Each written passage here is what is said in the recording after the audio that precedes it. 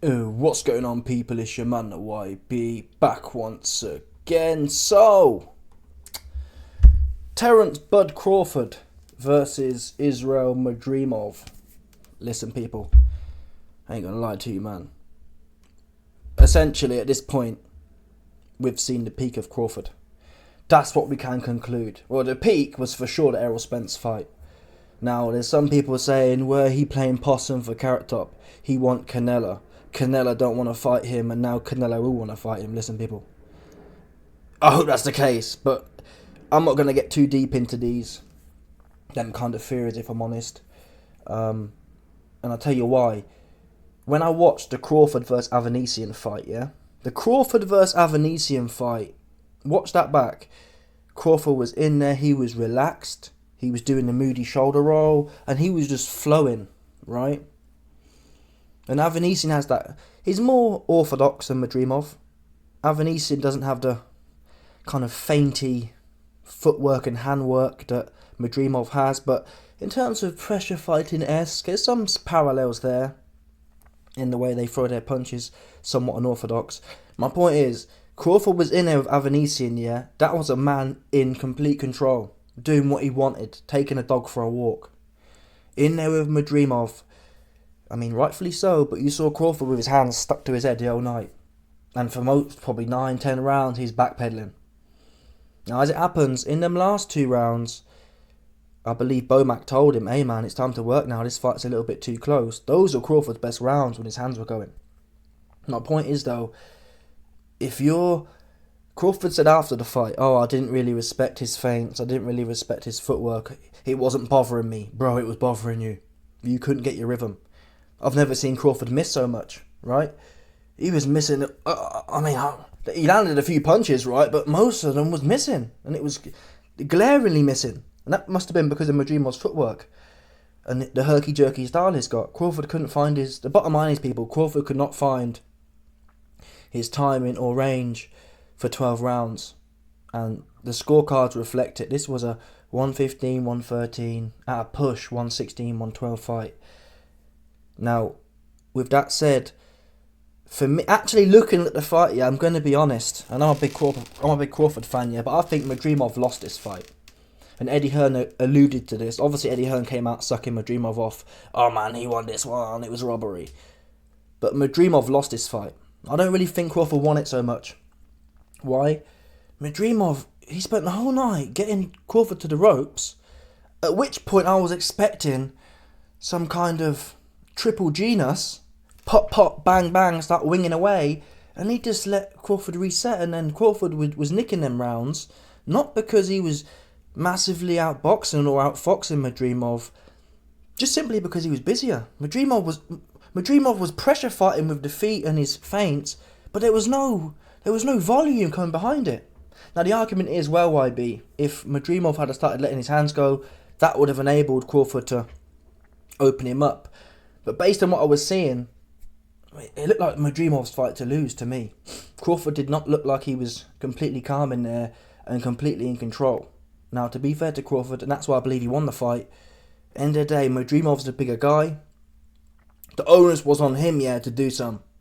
And ultimately, in them championship rounds, in a close fight, when it came down to it, the only person trying to push it was Crawford. So the way I score fights, Crawford won the fight. Madrimov showed no urgency at any point in the fight.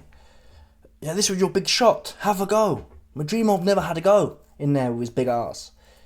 And I think he was over. I mean, the feints and the footwork has proven now that it's doing something in there.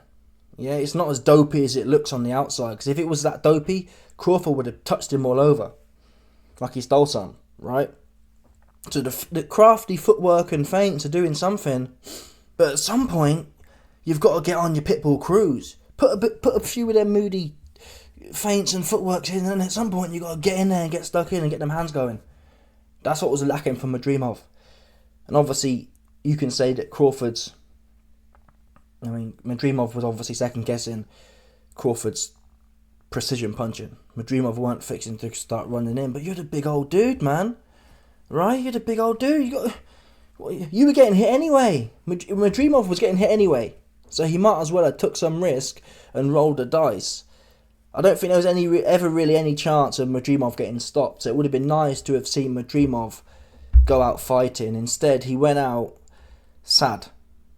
Yeah, but this for sure was an underwhelming performance from Crawford. Now, I did tell you, man, to be fair, this wasn't a 6-1, 7-1 fight. I saw it like 2-1, 3-1, maybe. I put a fiver on Madrimov just to hedge the bets there, and it turned out it wasn't a bad bet, was it? But yeah, Eddie Hearn also said that Terence Crawford's pound for poundness has fallen off, and I'm sorry, but I mean, it has, isn't it? Come on now, people. No one can watch that fight and tell me that was a pound for pound performance. To some extent, apart from the last 2 rounds, and I wish that Crawford had started earlier. Yeah? He should have started being more aggressive, because he was getting, Crawford was getting pinged with that right hand when he was being super safe and super boxy. So he might as well have put the hammer down like he did in 10 or 11 and 12 earlier in the fight and made it more dominant. It's not like all that boxing and being super cautious and backing up was really paying off so much. He was still getting caught anyway. And to some extent, it started, I ain't gonna lie, people, until them last few rounds, I was having flashbacks of Shakur Sleepfinson. That's the God's honest truth, people. It was looking like a Shakur Sleepfinson fight, and I was like, wow, man. Bud Crawford, Terence, Shakur Sleepfinson, Crawford. That's how people, let's call it a spade here. Them first 10 rounds was looking boring. Yeah? And you expect more. Yeah, he's gone up in weight, but he didn't look small. We've all seen fighters look small, yeah. I've seen Devin Haney in there with Kambosos, and Kambosos looks small. Crawford, I mean, if you had gone to my head, who looked smaller? Probably Crawford, but it wasn't like it was, whoa. So he was in there with a man, Crawford had about half an inch or an inch of height.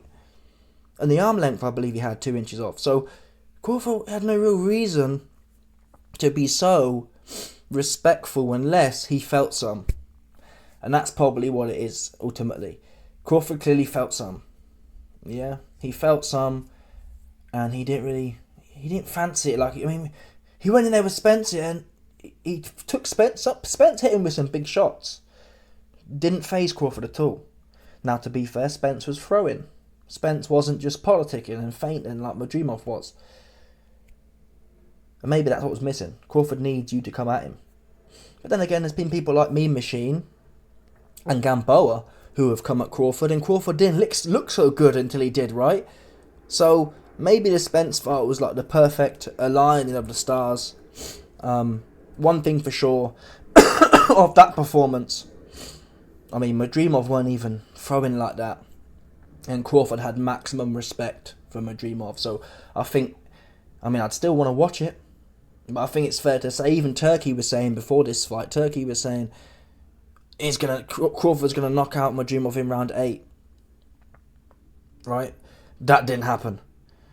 And I said before the fight, if Crawford doesn't look dominating / stop Madrimov, Canelo's another 2 weight classes higher. Yeah? Another 2 weight classes higher. And I have to say this, yes, okay, the last 2 rounds, Crawford put the gas down, but even when he put the gas down in the last 2 rounds, it's not like he was it's not like he knocked Madrimov down and tore his ass up. So what I have to say is that the way Crawford fought them first 10 rounds, with that much respect for Madrimov, he's never really been a puncher like that. He's not a puncher like that. Yeah? Crawford went in there and had maximum respect for Madrimov, and that kind of respect reminds me of Jermell Charlo versus Canelo. Do you know what I mean? Or a lot of these cats who fight Canelo, yeah, they go in there and they're like, whoa. Do you know what I mean? They're super political, their butt's super tight, and I'm thinking, if your butt's that tight against Madrimov, Madrimov's trickier than he looked. All that fainting and all that herky-jerkiness was clearly, it was making Crawford looked silly at times. He was missing a whole bunch. I've never seen him miss so much. So it was clearly doing something, and that's something that Canelo won't do. Canelo will be in front of you. So again, maybe it's a case of styles make fights. What I am saying is, though, if you can feints and and footwork, it makes it tricky to get your hands off. If you've got an opponent in there shirky jerky and doing a two-step. But really, they're not hitting you, are they? This wasn't a case of Madrimov was doing a herky jerky and whacking Crawford at will. So it wasn't like Crawford had a massive reason to have so much respect for Madrimov. And that's why I like the last 2 rounds, because Crawford put his hands up and started pressing Madrimov, which in my opinion is what you have to do. Yeah, look at Tyson Fury versus Usyk.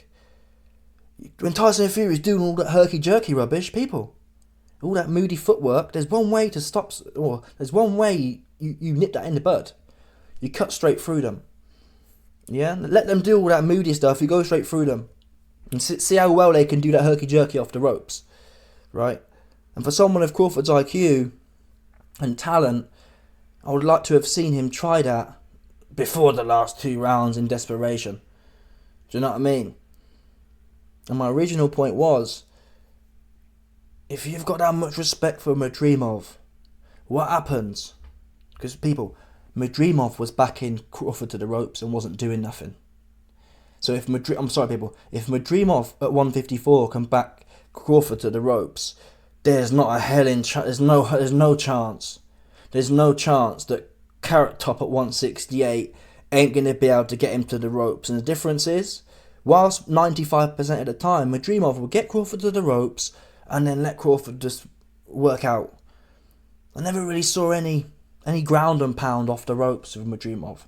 And that's how he lost the fight, in my opinion. Every time he did all the hard work getting in Crawford to the ropes, and then he stood there like Crawford was the big puncher. So clearly Crawford had Madrimov's respect. But Canelo at 168, I can see him getting Crawford to the ropes, yeah, winging off some of them heavy shots. And like I said, based on the evidence we have, if Crawford's kind of half scared to get stuck in with Madrimov, there's just no way he's going to be doing much of Carrot Top with another 14 pounds on top. Do you know what I'm saying? He's a bit predictable and flat-footed, but he tight and he whack. Yeah, he gonna whack it like Madrimov ain't gonna whack it. Madrimov will get you to the ropes and then just do some hokey pokey with his feet and not throw no punches.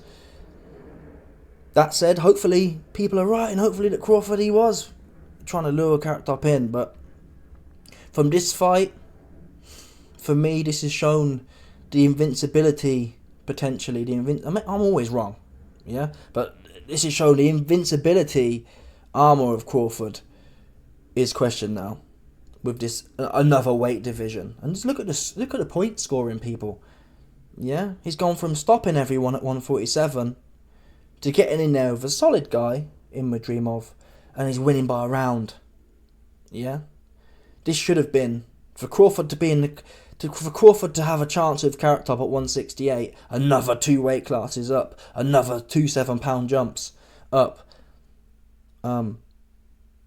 He would have needed. This would have needed to be a complete shutout, like the Avanesian fight, where he's just completely in control, calm, working away, clipping Madrimov at will, or knocking him down or knocking him out. Not a 50-50 life and death points win, where, in my opinion, Madrimov didn't even really turn up like that. Do you know what I'm saying? And then we have to obviously credit Crawford's doing something right to stop much, because when Madrimov was fighting that Kurbanov guy, he was coming straight in. So Crawford's clearly doing something that Madrimov didn't want to come rocking straight in. Crawford clearly has power that Madrimov didn't want to come rocking straight in. But again, like Eddie Hearn says, I think that's more to do with Madrimov's mentality, man. I think he'll be kicking himself. That's the truth. I think he'll be kicking himself that he didn't have a go. And his corner was saying, come on now, let's be active. And he didn't really want to get active. He didn't want it like that. He might be from Kazakhstan or whatever, but he didn't bring that Habibness, did he? He didn't bring that Hamzat. He didn't bring that them ones there, did he? He brought that kind of people. This cat, what's his name again? I forgot his name. Like a Balarays. Madrimov, he'd been living in the States. Yeah, he brand new. He with the States with it. Yeah, he green and blue hair with it. You see that one there? Yeah, he ain't been home for. He said he moved out of the home because he moved out of Kazakhstan or wherever he's from, Uzbekistan, because people are too focused on me. So he comes to the States and he acting brand new. That's the truth. Who here saw a man who desperate to get it? I didn't. I saw a man in there kind of politicking, and it was Crawford, the one who in the last few rounds really put the hammer down. Madrimov was one gear the whole way through. So there's no way he won that fight in my book. He just turned up. That said, taking out the last 2 rounds, Madrimov looked the more menacing. Crawford looked like prey in there, I'm going to be honest. Crawford just looked like prey. For 10 rounds, Crawford was food. And it was a case of Madrimov just shitting himself and not wanting to throw nothing. Yeah. Is it sad? I mean, I think it's fair the reason they say you're only as good as your last fight, especially when you're going up in weight classes. Look at Canelo. Yeah? Canelo was chopping through everyone at 168, looked unstoppable, had to go on Kovalev, and then goes up one weight class. Crawford blowing everyone's back out at 147, goes up one weight class, and it's like, oh, right, we was all saying Carrot Top going to blow Bivol's back out. So that, at some point, as well documented, at some point, it's just not what you thought it was. Right? At some point, it gets to that stage where it's like, okay, there are weight divisions for a reason. And this could be a bad night, but let's not forget as well, Crawford, he 37, 38, he long in the tooth. You know what I'm saying? He 37, 38. But, listen, Crawford's a solid guy. I would like for him to get we'll have to see what he says. I think for the money, for the bag, Crawford would take it. If Crawford can get the Carrot Top fight, he'll take it, for sure. Because why wouldn't he? He loses to Canelo, who's like 5 weight classes above his original weight. It's not the end of the world. But I think there's a chance now Crawford might look back at that fight and think, you know what? He don't really need to go up no more. Yeah, there's good fighters at 154. You got Tim Tszyu. Yeah, you got Virgil Ortiz. You got Boots Ennis. Being realistic now, people. Yeah, now my feet are back on the ground. I'd rather see some of them ones, if I'm honest. Because I don't see how this 2 weight divisions going up business. Crawford's better than Berlanga. Berlanga's a whack fight. Berlanga sucks, people. Yeah? Canelo versus Crawford's better than Berlanga, and it's better than all the bums that Carrot Top be fighting anyway. But for Crawford's legacy, does he need to be? Then again, Floyd did it though, didn't he? Floyd beat Carrot Top. Yes, Carrot Top was 21 years old and not as big as he is now, but Floyd boxed the head off him. Do you know what I mean? And most of us say that Crawford's better than Floyd. So on that basis, really, maybe Crawford needs that Carrot Top fight. I do think Carrot Top's, but then again, I do think Carrot Top's improved since he fought Floyd. But I still see Floyd popping him in the mouth though. Yeah, that 35-year-old Floyd versus Canelo now. Canelo's gonna come bobbing in like this. Carrot Top, he load up too much. I still see Floyd doing similar things to Carrot Top that he did in the first fight. So I think maybe Crawford need that to completely get Floyd out of the question. Crawford needs he needs to beat Canelo, I think. The good news is, after watching that fight, Turkey said he put the money up. He's got the money there. If Canelo's making 30, 40 mil to fight these bums and Turkey's got double that to fight Crawford, why would he not take that now? Unless Crawford thinks he's playing possum. I didn't see that though. I'm going to be honest with you, man. I didn't see someone in there purposefully down rating their game. It's a bit like when people tell me, oh, Usyk was purposefully down rating his game for the Chisora fight. I didn't see that. I saw they're actually quite similar parallels. Chisora versus Usyk and Crawford versus Madrimov, both of them looked kind of like a bit shook, and Usyk even said Chisora was the hardest that I've ever been hit, and that makes sense. That's why he was shook. So he wasn't down rating his game. He was getting whacked and actually feeling the shots. And similar here for Crawford. But then again, look at styles make fights. Usyk went 50-50 with Chisora, or 60-40 with Chisora, and went on to box AJ's head off, and box Tyson Fury's head off, and box Dubois' head off. So maybe it's Madrimov's, maybe this footwork, this moody kind of herky-jerky from Madrimov is actually really challenging, and someone like Canelo, who's just going to stand there and plod forward with his hands up, is going to be Crawford looking red hot again. One thing I've learnt is stars make fights. It sounds cliche, but that's the bottom line. Stars make fights. But based on what we saw, based on the odds, 6-1, 7-1 favourite, no one can be impressed with that. I've seen some people in the comments saying, "Oh man, this was a boxing lesson." I don't know what you man was watching. This was one of the worst performances from Crawford I've seen, to be honest. To some extent, it reminds me of the reason why I didn't really like him like that. It was like he just weren't doing nothing. Again, people hate to say it, but this was Shakur Stevenson-esque. It just was, I'm sorry. The bulk of this fight, 90% of this fight, stank of Shakur Stevenson. Call me a liar. Yeah? It was painful to watch. There was just nothing going on. It's not all Crawford's fault though, but in the day, he meant to be pound for pound number one. Yeah? Yes, and to be fair, it's not like Madrimov was... We've all seen fighters make a fight difficult to look good. Usually it's when all they want to do is turn up, put their gloves up and backpedal and stay out of the way. That wasn't the case with Madrimov. He was actually in front of Crawford the whole night. Crawford was the one backpedaling like Shakur Stevenson. So yeah, Madrimov had the tricky footwork and the tricky feints, but that's the game, people. That's what your pound for pound IQ is supposed to be. And he was right in front of you. Yes, he would step out. Yes, he would skip out. But he right in front of you, chasing you forward. Crawford should have, I don't know, people, I'm not pound for pound number one. But if you're pound for pound number one, you're supposed to fill them holes and find them gaps. For a man who's more or less in front of you and chasing you down all night. It's like Crawford didn't want to pull the trigger. And he was getting bopped anyway. But listen, I've gone round in circles. I mean, it's a shame to some extent. We all would have liked the hype train, but no one can tell me the hype train is still going up now. This is certainly... The Crawford hype train peaked with Spence.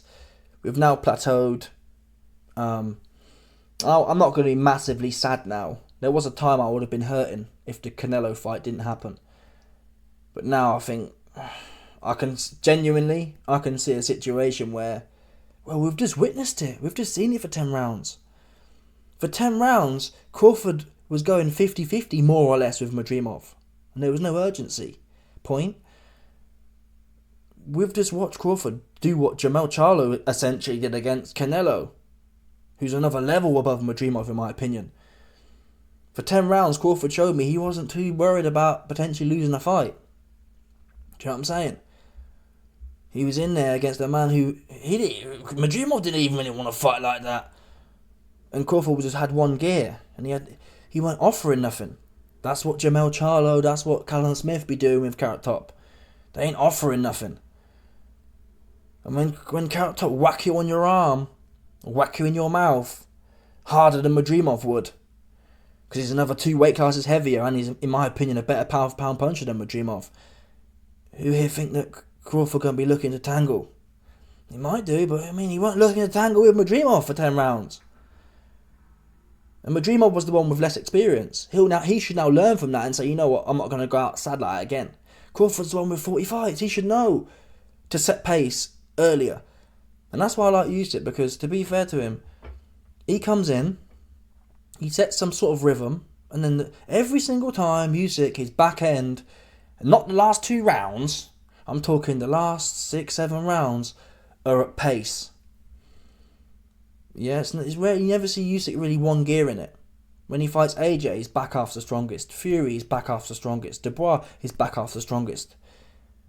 This for Crawford really was one dimensional, had one gear until the last 2 rounds when it was more desperation. I think Bomac was in the corner saying, we need these 2 rounds. Like, it's a bit late, isn't it? It's a bit late for the pound for pound number one to be desperate for last rounds. I would have liked to have seen more. This was a one-dimensional performance from Crawford. Yeah, the one-dimensional performance with a bit of panic at the end. And the panic didn't look that good.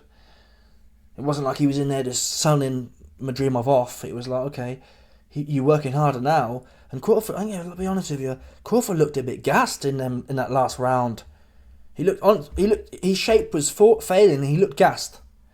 So he was working hard. So yeah, I think it's hard, for me at least, hard to say Crawford is pound for pound number one now. I think you've got to go with Usyk at this point. Because Usyk's out there. He rocked AJ, he rocked Dubois, he stopped Dubois. He's gone up. Usyk's gone up as many weight classes as Crawford has in terms of weight percentage, which is what matters.